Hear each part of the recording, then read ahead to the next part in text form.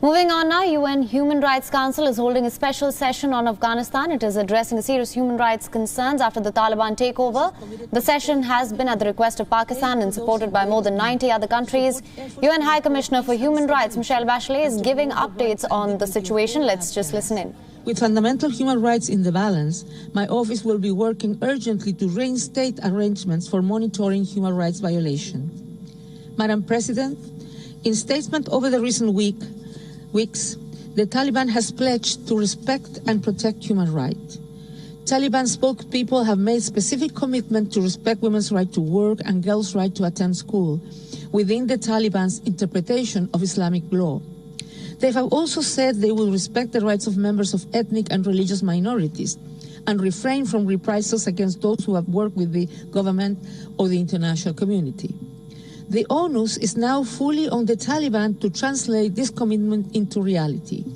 In seizing effective control of much of the country, they must ensure in those areas ongoing respect for the international human rights commitment made by the state, as well as ensuring ongoing and indeed heightened provision of essential public services without discrimination to all. International human rights law is immutable. Enjoyment of human rights is not subject to changes in control of territory or de facto authority. Moreover, significant advances in human rights over the past 2 decades have given the people of Afghanistan a strong stake in a society that values and defends human rights. Civil society organizations have flourished across the country. Women have assumed public roles and leadership positions in the media and across society. In 2021, 27% of members of parliament and 1/5 of civil servants were women. Some 3.5 million girls were attending school, compared to 1999, where no girl could attend secondary school and only 9,000 were enrolled in primary education. Human rights defenders have contributed to the economic, political, and social development of their communities across the country. A courageous and independent national human rights institution has played a front-line role. A plurality of voices have been reflected in a flourishing and diverse media. Youth movements across the country have empowered young women and men from diverse ethnic and religious communities. A generation of young people has grown up with hope for a better future and the knowledge of free individual choice, while also being deeply attached to Afghanistan's cultural and religious traditions. These significant advances in human rights have altered mindsets and changed realities. They will not easily be erased. They are also essential to Afghanistan's future trajectory. For the development and prosperity of any country to be sustainable, people need to live without fear, without discrimination, without repression, and with full respect of their human rights. Moreover, human rights violations undermine the legitimacy of the perpetrators, both vis-à-vis the people and also with respect to regional and international institutions and other states. I strongly urge the Taliban to adopt norms of responsive governance and human rights and to work to re-establish social cohesion and reconciliation, including through respect for the rights of all who have suffered during the decades of conflict. A fundamental red line will be the Taliban's treatment of women and girls and respect for their rights to liberty, freedom of movement, education, self-expression and employment, guided by international human rights norms. In particular, ensuring access to quality secondary education for girls will be an essential indicator of commitment to human rights. Government must remain inclusive, with meaningful participation of women and representation of Afghanistan's diverse communities to help in beginning to build confidence and ensure a future in which all have an equal stake. There should be genuine, inclusive dialogue, including women and including members of Afghanistan's diverse ethnic and religious communities, in order to address the underlying problems that the country faces, the root causes of discrimination, and the enduring legacies of decades of conflict. There should be no reprisals and no sanctions against the thousands of human rights defenders who have contributed to their people's well-being and rights. The mandates, operation, and independence of the Afghan Independent Human Rights Commission should be respected. I also urge open access for humanitarian assistance and the protection of all humanitarian personnel. Madam President, I call on all states to create safe pathways for Afghan refugees and migrants, broaden asylum and resettlement programs, and immediately halt the deportation of Afghans who seek protection. Neighboring countries will need additional financial and logistical resources to assist refugees, and all states must be mindful of their obligation to give protection and assistance to those fleeing danger. I also ask states to use their influence with the Taliban to encourage respect for all human rights for all. Islamic majority countries in particular could share their successful experiences of implementing international human rights norms in their cultural and religious context.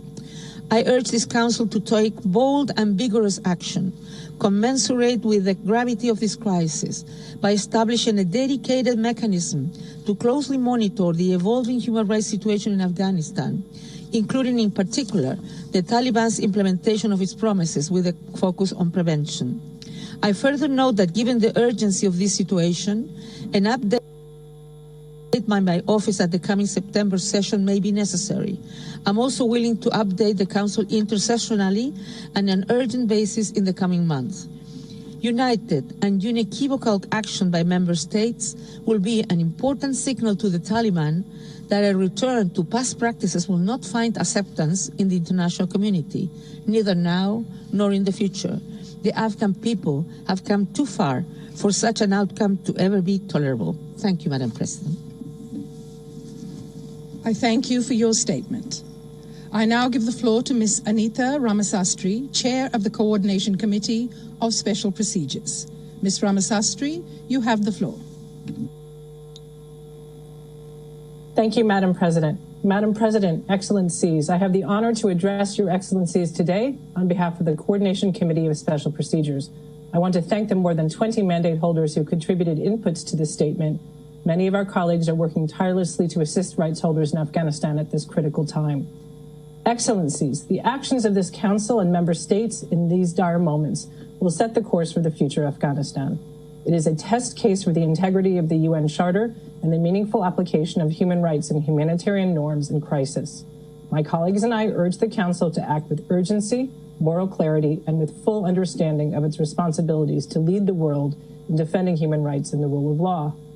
To do so, states must not forget how Afghanistan has reached this point and the implications of the past to the present, necessitating the continued and strengthened effort to protect human rights. Afghanistan and its people are facing both short and long-term challenges. In the immediate term, the protection of people most at risk must be ensured. This includes human rights defenders and civil society, journalists, media workers, civil servants, educators, cultural workers, and other categories of individuals, specifically ethnic and religious minorities systematically targeted by the Taliban. Women and girls face particular risks, and large numbers of internally displaced persons are also at risk. Many of these persons are in hiding as the Taliban continues to search homes door to door, and there are serious concerns that such information gathering may lead to them being targeted for reprisals. Searches, arrests, harassments, and intimidation, as well as seizures of property and reprisals, are already being reported. The freedom of movement of people in Afghanistan and the right to be free to leave their country in safety and dignity should be ensured. The pathways to and from the airport require a long and treacherous journey through the city, through Taliban checkpoints without any guarantees of safety or departure. Masses of civilians seeking safety have trekked to the airport, pleading for their lives, a trek that has resulted in death, injury, and traumatization. These harms are reprehensible and inconsistent with the inherent dignity of Afghans and their right to life. International cooperation and action are required to secure the airport. Member states must safeguard the long-term ability for freedom of movement for Afghans, as well as the continuation of civilian flights after evacuations. The Coordination Committee encourages other member states to effectively facilitate the granting of visas, visa waivers, and safe passage to enable Afghans to leave the country to seek safety in third countries, and we welcome the efforts of many states already engaged in supporting exit. Excellencies, we recall the gravity of civilian harms that have been caused by the latest military offensive by the Taliban, noting that the well-founded fears of the Afghan people are rooted in the onslaught of fighting during this offensive, as well as over the course of the last 18 months, and gross and systematic abuses committed from 1996 to 2001. Several mandate holders have reported these concerns over the same period. The international community has witnessed over the course of the last 18 months the deadliest civilian casualties recorded in Afghan in late history. The fifth report of the UN Secretary General on Children in Armed Conflict in Afghanistan reports that child casualties for the first half of 2021 constituted the highest number of children killed and maimed for this period ever recorded by the UN in Afghanistan, the situation compounded in the last few weeks. The devastation of these months has been compounded by the ebb and flow of the Doha peace process, which was heavily invested in by the government, through which there was engagement with civil society and the Afghan people across the country. A hopeful end to decades of armed conflict presented new opportunities to redress the rights of victims of gross violations of human rights, including victims of terrorism, and to embark on a new and peaceful path. In early 2020, however, the agreement between the Taliban and the United States of America and two ceasefires quickly and heinously morphed into unprecedented deaths for Afghan civilians and a weekly count of targeted killings by the Taliban of human rights defenders, women active in public life, media and aid workers, civil society, civil servants, and others. These were indiscriminate attacks on civilians and civilian infrastructure, including on hospitals, a maternity ward, academic institutions, markets, and schools. Girls attending school while exercising their right to education and equality were among the majority of those killed. This setback to gender equality and the empowerment of women and girls must be resisted nationally and internationally. It has also resulted in displacement of thousands of families due to military offensives by the Taliban for the control of territory as the peace process was formally in place. 80% of those displaced are women and children. In 2021, another devastating increase in civilian casualties for Afghans was reported, with an increase of 47% as compared to the first half of 2020. The acts of the Taliban over the course of these months and to date may amount to war crimes and crimes against humanity. In addition, the brokering of the U.S. Taliban deal with the government of the Islamic Republic of Afghanistan placed the Taliban in a position of strength above its negotiating counterparts in government. The U.S. had very few prerequisites, none of which related to the promotion and protection of the rights of the Afghan people, a reality that may have contributed to the above-mentioned rate of civilian harms. The committee further recalls that in addition to the last 18 months of armed conflict, the Taliban's recent advance on provincial capitals is plagued by human rights violations and grave harm to civilians. In many of these cities, the Taliban have reportedly interrupted cellular service and networks, disrupting freedom of information and freedom of expression, and severely limiting and controlling the information that reaches the international community. Taliban searches of phones, persons, and property are prompting generations of Afghans to delete important documents and online profiles, disrupting their freedom of expression. However, civil society organizations, rights defenders, media workers, and individuals continue to document the Taliban's actions in territories under their control and provide credible and timely reports under grave threat to their safety. This council should make clear that such impingements on freedom of movement and information are unacceptable. Data from areas where the Taliban are in control tend to show that the violations of women's rights remain central to their ideology. These violations include abduction, forced early and child marriage, forced burqa wearing and restrictions on women's attire, restrictions on women's freedom of movement, including the requirement of traveling with a husband or other male relative, exclusion from education and public life, and prohibitions against working outside the home. These rights violations align precisely with those reported by the then Special Rapporteur on Violence Against Women in the mandate's first visit to the country in 1999. Authorities must take urgent action to ensure that women and girls are free to leave their homes at any time and for any purpose without fear of violence.